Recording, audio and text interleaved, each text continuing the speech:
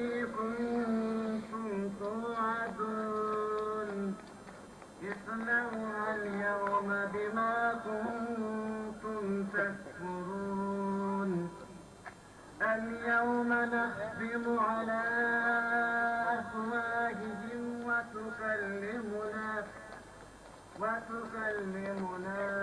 أيديهم وتشهد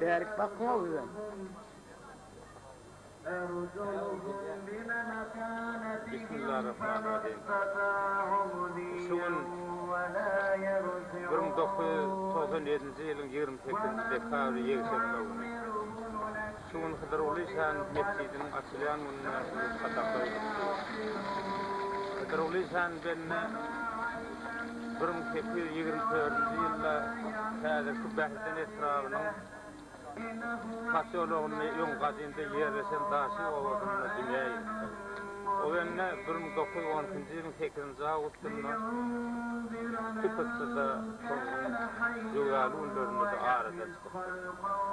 Hıdırlisan özde vurunu Kiyivada Bukhara'da okap olmaz gelemez. Öğren kavatlı özde vurunu Kur'an-ı Kerim ve Ravnakul İslam'ın şehirde Türkistan yazıp duruyorunu nesir edilmeyen Daşkent'te de Daşkent Batbası Rasyalarına bağlı. Hıdırlisan Meçidinin açılmağı oğlu suyun, yemeğimiz suyun, uliyli suyun, matılır bolanlar, oğular, sebebi karıştırılıp bir taraf bolanlar son, kapırlar, tutmamasın yolda tutumlar karıştır, devlette iyen dini ıspatları uyumaklı her bir adamın öyle kârına varlı, sonradan suyunu çenli, ovanın ortasında kuvvetlayınca zayda çağılır, içi de oluyor. Sol okan çağılının diyem 70 €'nun öğasta Kur'an çıkıp bilen çağılır, yetmeyecekler, ulu adamlar yetişmeyi bir oturamın olu iyilatlı oğlu için bilmeyen kadim kardeşi oğlusunu baktı ulvurlattı. Bu işlerde şu mescidin kurulmağına ne ovamının iyilatının böyle bütün Türkmenistan'ın akıllı başlı adamların eden kömür öğren ulu. Şimdi şu yerde bir sunu alıp çıkan adam var ona Begmurat Hacı Mehmet'teydi oğlu yerler, ol baştan ayak şu ağır iyisi, şu cevapkarlı iyisi öz üstüne alıp şuna halka mescidin tavsiye. Şimdi şu beyt ulu bir mescidin, Beytullah'ın, Allah Teala'nın öyünün bina edilmeğine hemen yanımda Kurban öyle Kuday verdi oğlu dur. Bu usta adam onun ustalığına hiç çelişecek şey yok. Onun ustalığını maktanından ne bilse mescidin kolda su tavırına kızgıralım. Bir medresen dairelerinin, mescidin öğünün her kerpisinin koyulmağı, her kerpisinden bire gelen ışık nur nefisi ustan eline sana.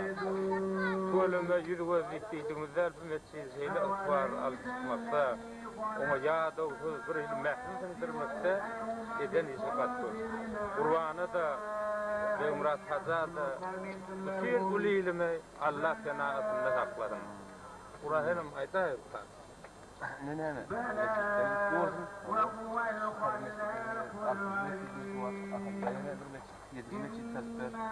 Şimdi barın yerimizde yerin halkın öğrenimleri doğrudan mesela tokat, doğru, galayetine şu mescid kurmakta katkolluğu edemiyor o an onun manisi Ahmet diğer Ahmet'in öğren gerek konuda her yıkılmakta göğünde ödeyenin aydınmasa getirip tavuk yumurtalar sözlerine oranlar yani şu halka da katı minnettar mescidlerin lol halkın ilmunun bir manglayından bir qo'ynan ol yetishdim mescid shu Hıdırlisan hakkında eğer kılıklanan adamlar benden okuyu başından geçen atlar soğuda hakkında kimde hakkında bile helen adam ne sağlık olsa şuun 97 yılın 28 dekabr yönümüzde yönümüzdeki anında da sağlık olsa edebiyatının gazetinde şu makale çıkıp başlar. Eğer de sonu alıp okanadım, iyice nakın ömürlerim alıp okanadım.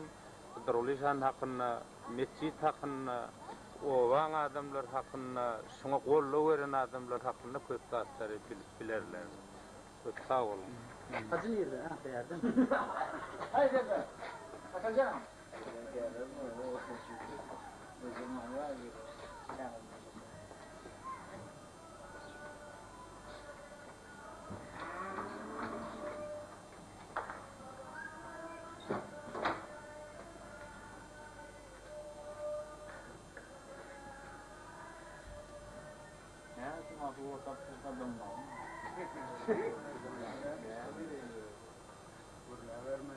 Tuttu olsun meyve.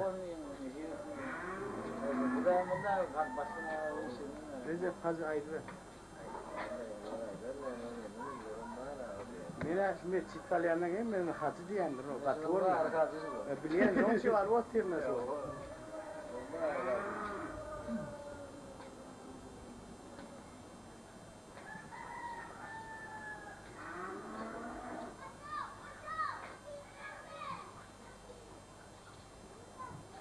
Ha? Hava.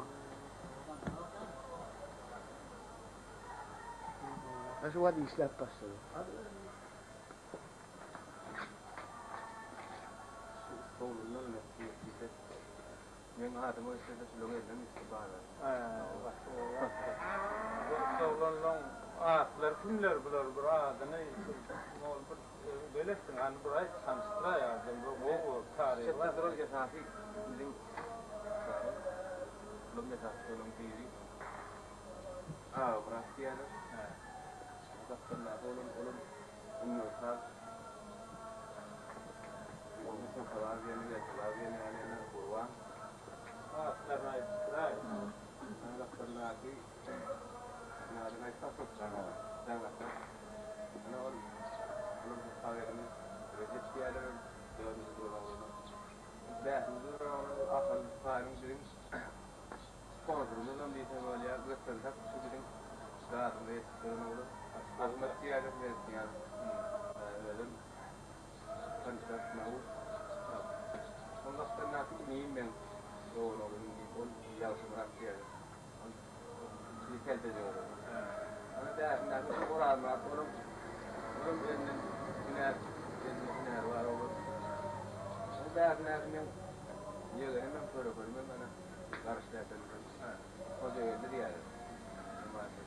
Oğlum sominarani altıdan oğlunun yeri anlatır. O kimisi sominarani. Adana diyen. O. O dersinden efendi yer. Efendim marla olur. Evet, seyahsiye gidelim yandan olur. Aklımda umut tutmasında yani olur. O dersinden dedim. Yan diyen oğlunumuz, Ahmet diyen oğlunumuz. Kimisi bulan dedim. Hayda Asan vilayetinden Asan'ın yüzünü orkadan oğlunun yeri. Katmik markaya bize hayda hava tutup oğlunun yeri. Onun işte soğukta yaşayan. Bizim soğukurumuz. Bizi Kenya değerlerde de o katladım. Ayakçı son kıt memeli gerdenden çeken oğlun. Biz harhoğun soğukuruz saydım bizi katladım. Yollar hem oğlun dedik. Ay şu kıyıcık koza koyun oğlun bulan.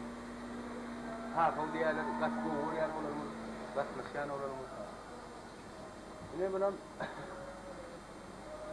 Hani sonra efendim inileri ağzını Birkeş bulan yine solon biri ağacamlardan elinden geliyen oğlun. Bunlar nettar ederse Hasan'la bilir. Yok bulam yok tanrılık gene ele yaşaya dersin. Tanrılık yorulsan yani eli diye bırakır. Yine birimiz var atava diye on her bir yok. Mescidin içindedir de. Şloğulunun esas şloğulunun elinden geçini ister. Adamlar da bulon elinden Bir tane etmeydi, bularım ne etmedi, ne olur. Şimdi ediyen işin oranını onu dinledim. Men adım Allah'lı. Tanımak men şu görmek nesilmedim de Allah'ın nur hayat men jurnalist yazıcı arada çara konakın nesillerde bir de yakın faaliyetinde şuna birine çıktı şu vakayı ben hakkında yardımda çıktı ol. Men qonun masalar dip kitap yazan soň içinde var da onun hem qonun masalar hakkında yazılýar da bu ýerde. Ondan sonra durulýan Kendim yazmak için kılıklandım da ondan onun ben Kur'an'ı öyle tapmağım olmaz. Annem hemen bilelikte var. Usta çok diyenler bir Günnogor halklarının arasında Türkmen halkının arasında renk katıyıncan eleyen beyk sene tutsa bir zamanlarda hayırda bir zahir halıptır usta, Siriyal ustan, Kur'an-ı ustan yol basılını beyk zahir halyalar oluyor. Son yüzüne ustan adı bilen kömüklerinin adını yazmıştır. Ondan saatsan neyle ayır. O da üstünde tuvakta da saatsan adını yazmıştır. Nungulukların devamında da bu tarihı var. Söyleme o işleri kırıp kovuş ettiniz. Hem bana elinize güller üstüne. Allah öğretmen ağında haklar sağlarına. Allah tanımanı olacağım.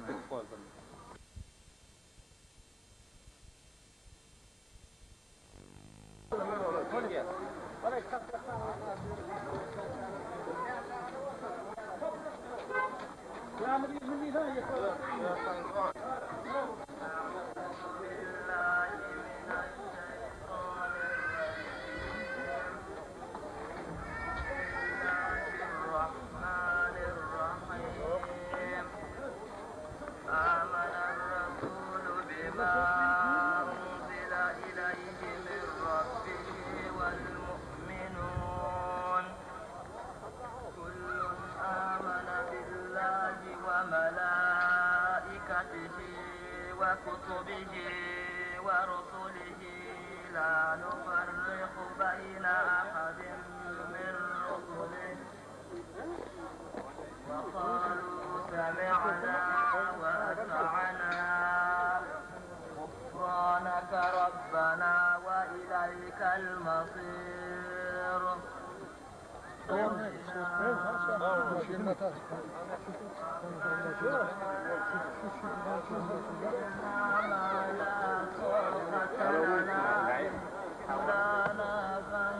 فانصرنا على القوم الكافرين سبحان ربك رب العزة عما يصفون وسلام على المرسلين والحمد لله رب العالمين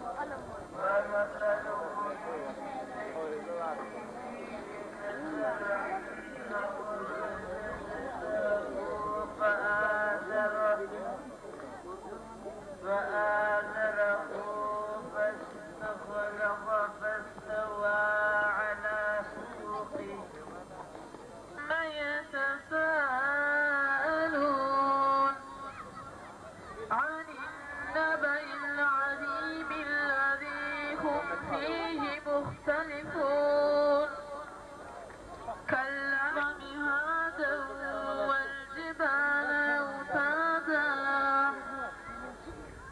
وخلقناكم أزواجا وجعلنا نومكم سباتا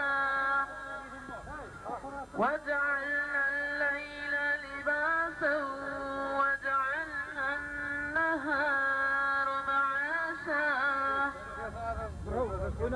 وبنينا فوقكم سبعا شدادا وجعلنا سراجا وهاجا ويرت الجبال فكانت سرابا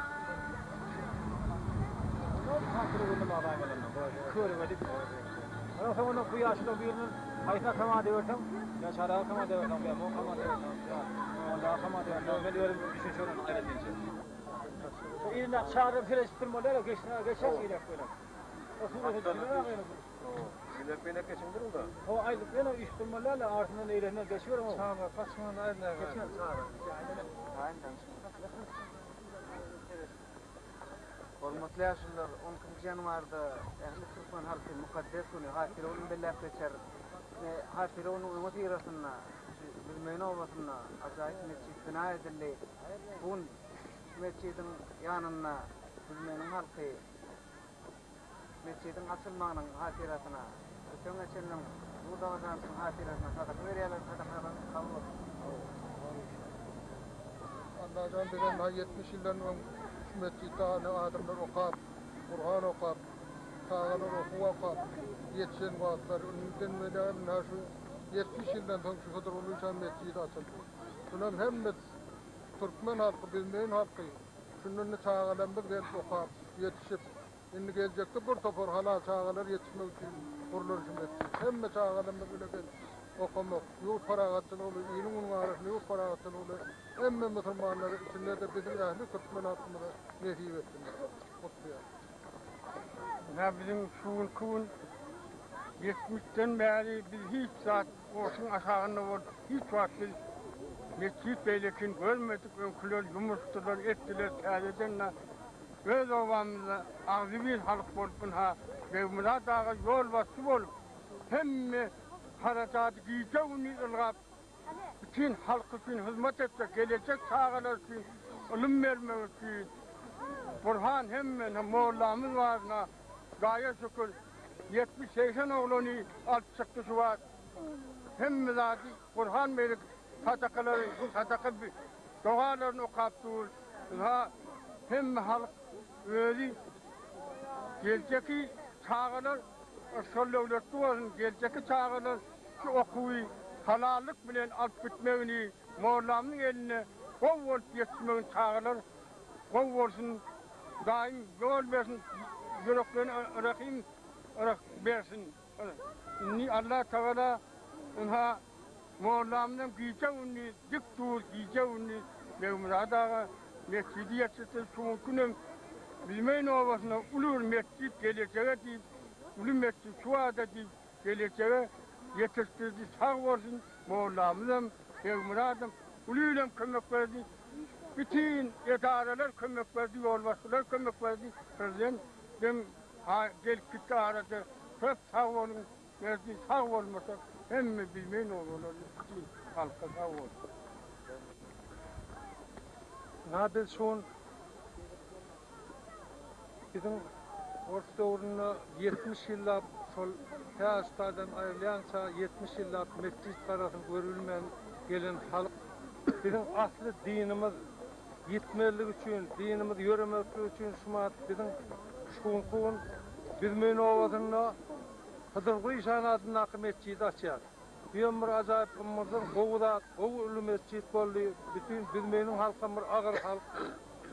Biz naşı önümüzde gelen hatire gününe yatan hatirelerin, yatanın tertengine kalmak için ayet, doğa, hem okuyalar ustaydı. Şolun ömürde açıldığına minnettar biz şu taýda şu mescidi kuran adamlar, mescidin uğruna ıglap ýören adamlara şu matly pursatdan peýdalanyp Gullohan Taňry ýalkasyny aýdadym gelýär.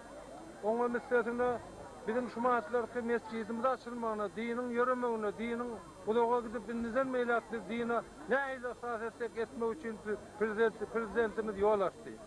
Näni geljekde ýaşlar şu mescitlerde okap, halal rahmet çekip, halal yol bilen ýörep, yaramaz adamlaryň ýolundan aýrylyp, yaramazlara yol vermän, geljekde umurdan bir gowy arasy çağılar ösürüp yetiştirer diýip umyt edýän. Geljekde şu mescidin hatirasyna ähli bütün Türkmen halkymyz, musulman halkyň hemmesi üçin şu mescid agdy açyk, bütün bilmeýän halky üçin agdy açyk. Şoňa gelip hemmesinin okap maňlaýlaryny berip şu taýda okap bermeklerini arzu edýän. Minnettar bizim ähli şumatlar daşyndan gelip himayet eden adamlara, ana içinden öz oğlunumuz mescide umurdan kömekän eden oğlunumuz var. Hemmesini yeke atlandyrmasam umuman bize gaty kömek köp etdiler. Biz şu mescidi ne hökümet tarapyndan ne de kolhoz tarapyndan hiç yerden ulukan himayet görmän, halk üçin, halkyň peýdasyna, halkyň kömek bermegi bilen mescid ýetişdirdik. Näme şumatlar bizim adamlarynyň aýdyşyna görä Türkmenistanda iň bir gowy mescid hasap edýärler. Şoňa maňlaýlary açyk bolup, oglanyňam geljekde şat bolup şu mescidde okap ýetişmeklerini arzu edýär.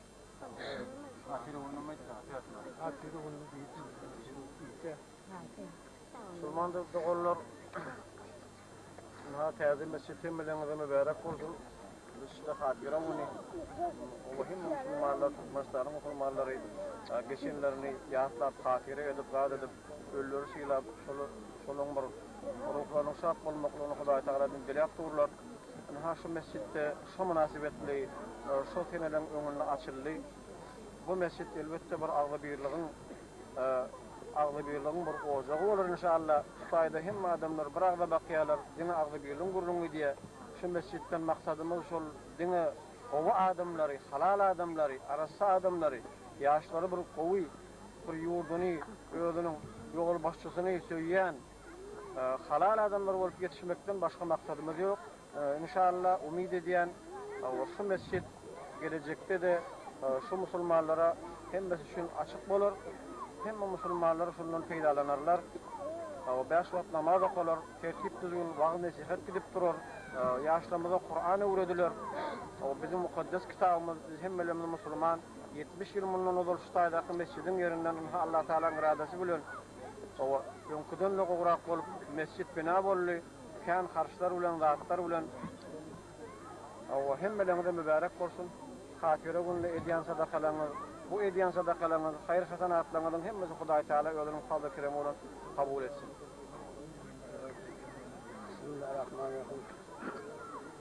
Bize yol ve sol gören bu halk şu mescide katılap mescide kalanlara bunu Taňryň ýa ýaşlar bilen bolsun, ýamanlyklaryny görmesinler, çağlarly bolsunlar.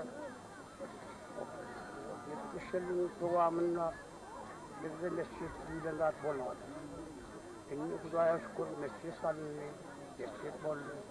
Şimdi Hudaýa şükür kendimiz garadyalım. Hem kimi de okap, yol açık. Hem de uğranıp görmeli. Hudaýa şükür bize näme?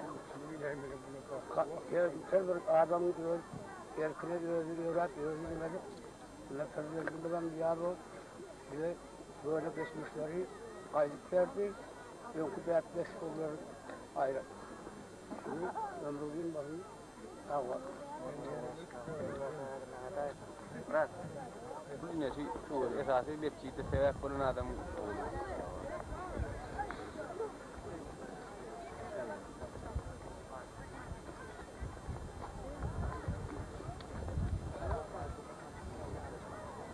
Ailenin içine aldım mı biliyor musun?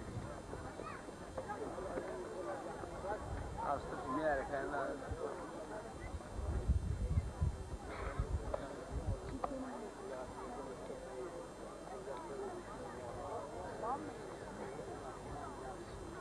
Atılıp bilen. Bayda öyle dakika değil mi? Öyle atasın.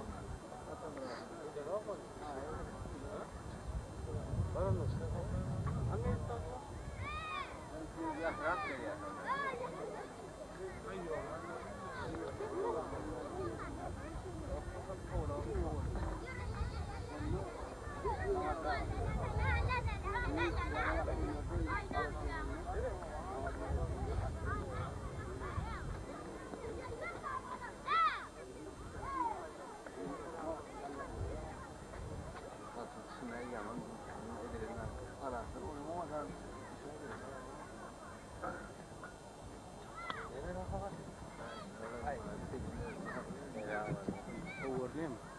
Ha? Nereye? Tek bakma onu bastın mı? Ne mi görüntü tuğsa? Ne çık görüntü tuğ? Ha? Nereye? Ha, ben de yanına duruyorum, şunu bastım. Ha, şunu. Ha, bastı yanına.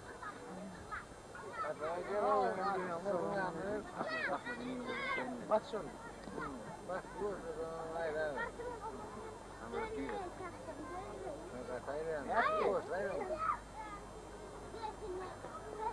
Ya kuru tayarlı değil mi? Alıverin.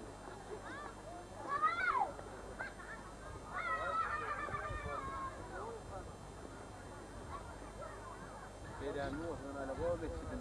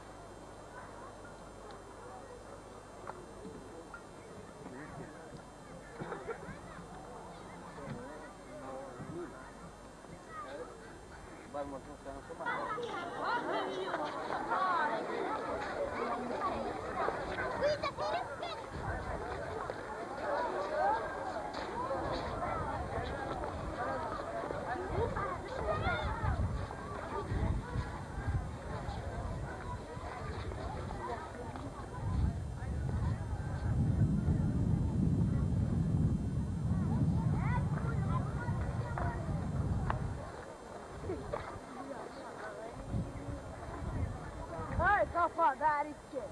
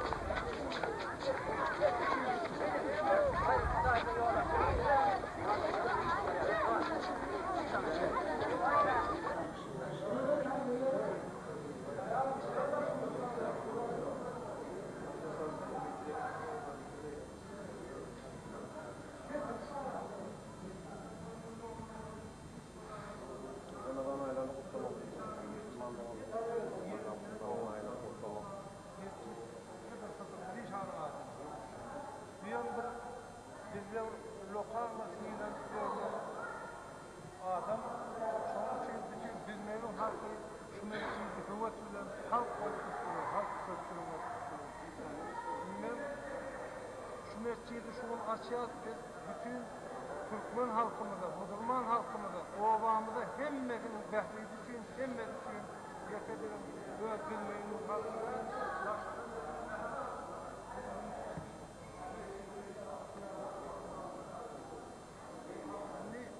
şu mesleği bir hatire onun el yanına tuttuk. Hatire onunla yetiştirecek ol, hatire onunla yatanlarımızın sırrını kaldıracak ol. Şu mesleği şu yanına açmamızın sebebim sol. Onun eğittik şu hatire onunla yetiştirdik. Nat bölümü inni şunu ömürden kan yaş oğlunları yaşamak. Yaş oğlunların eğen halal halal rahmet bilen, halal işler, halal gezmek bilen, tertip düzgün almak bilen şu mescitte hakiki halal adamlar olup yetiştirip bizim Türkmen halkımızın içinde bir arası fakirler olanlar olup yetiştirdik ümit ediyorum. Bizim şu mescidimizi bir adım tut, yokman tutmak gerek bolunda şu aşık anlıqın deyip bir bizim şu mescidimizin büyüğü tutulanına bir yaşılığımız vardı. Şeyle bir kası ıslah etti. Şeyle bir kası ıslah etti.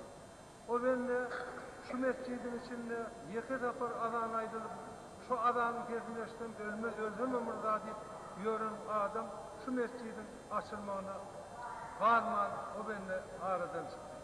Biz sonra şu bütün bilmeyenin halkı olup şu mescide şeyle ıslah edelim için şunu yaşlar, şunu yasam yeri yaşa olsun deyip ehli halkımızdan şunu deyip bana aitleri şunu katkıyla çürürdüm. İnnem şu hatire onu bizim halkımız tayinlik görüyorlar, yasandan nem etmek için, tezene kalmak için biz şunu şu mahattan yönünden tayinlik görüp şunu tayinlik görüyorlar bütün halkımızdan. Şimdi yaş oğlanların yetişmekliğine bütün bilmeyenin halkının şunu kuvvetler kıyam etmekliğine ümiden meylak bizim halkımız bilmeyenin halkı Zayhan Birleşen'in halkı 22 bin oğulay cansanı var. 22 bin oğulay cansanından şu mahatlarki yaş oğlanlardan 100 oğulay oğlan Kur'an çıkın diye şu mahat Kur'an çıkın diye.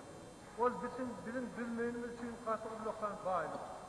Bir de bir Huday veren zat Muallamıdan çenden katı duştu. O tek Muhammed yani. Şeyler artık mıcadım çoğunlar için duştu. Başka niyetim yok, fikrim yok. Tam koşu oğlanları yetiştirip şu halal rahmete yollamaktan başka niyeti yok şu. Bu da bizim bilmeyelim halkımızın ne?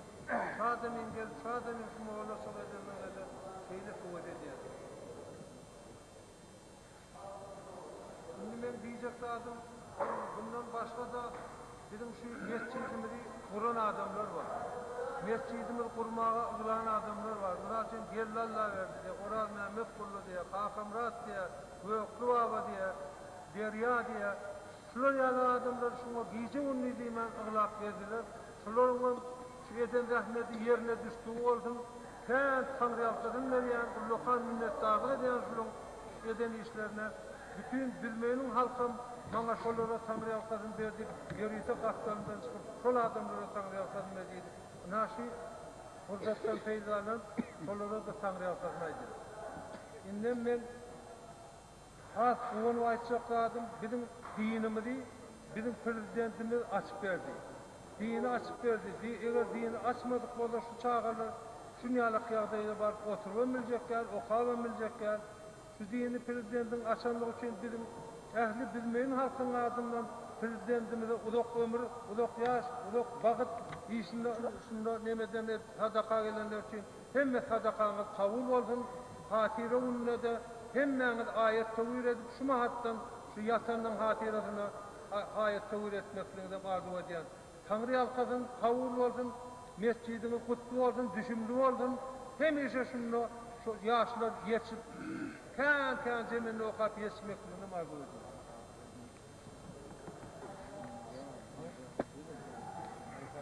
Burada ustavarada da var. Şurada ustavarada. Ustavarada. Yemekten yemek.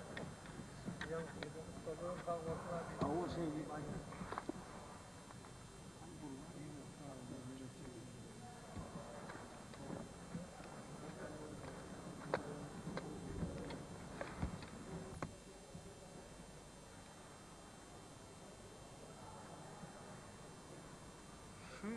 mehman var, mescidi kurup verdiler.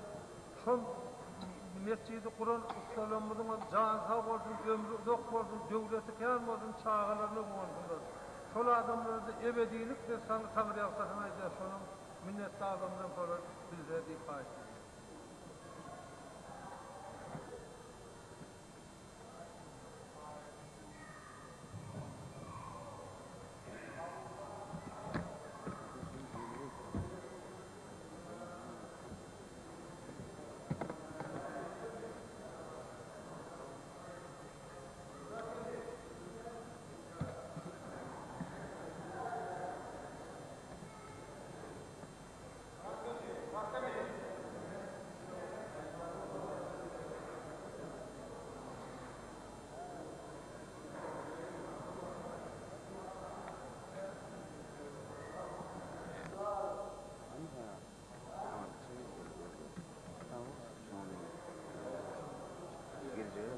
mi?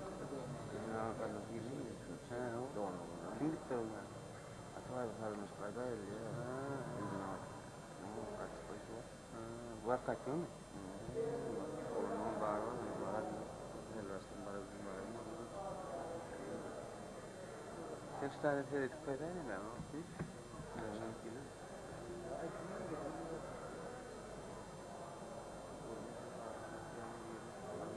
Buraya güzel bir minber lazım. Yüzüm yakar onu. Minber. Bize şimdi ne yapalım? Cuma namazı kılınanda.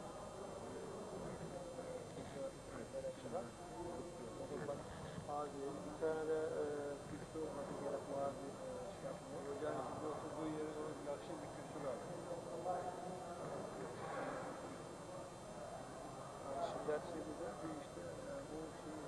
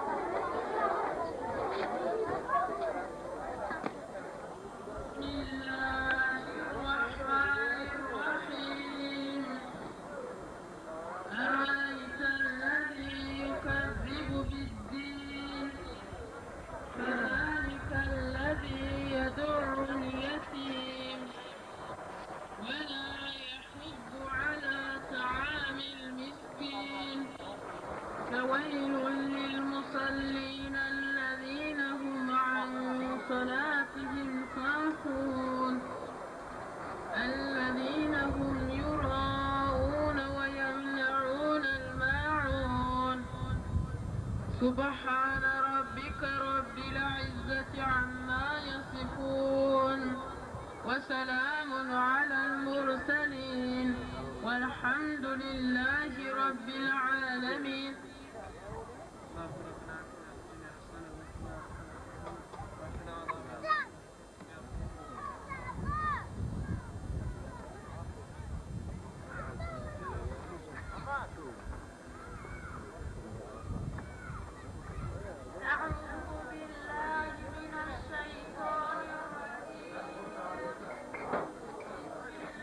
سبحان ربك رب العزة عما يصفون وسلام على المرسلين والحمد لله رب العالمين.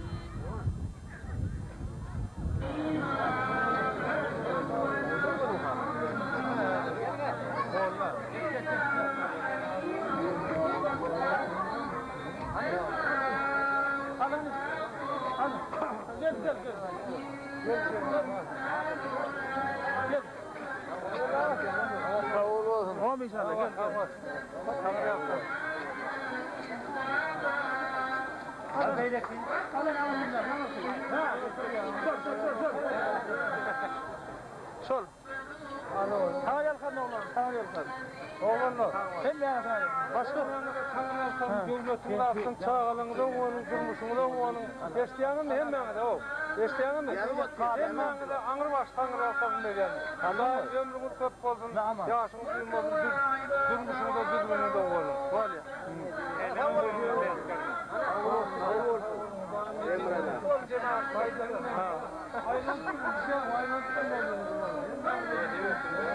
Kurban yemek yersin de ne? Aldın mı? Aldın mı? Böyle kavurlar yapar. Malaya Devletinden çağırınında olur. Hem yer aldın, böyle salamaydım onu. Yetmemez mi? Devmada kavga olsun bir de.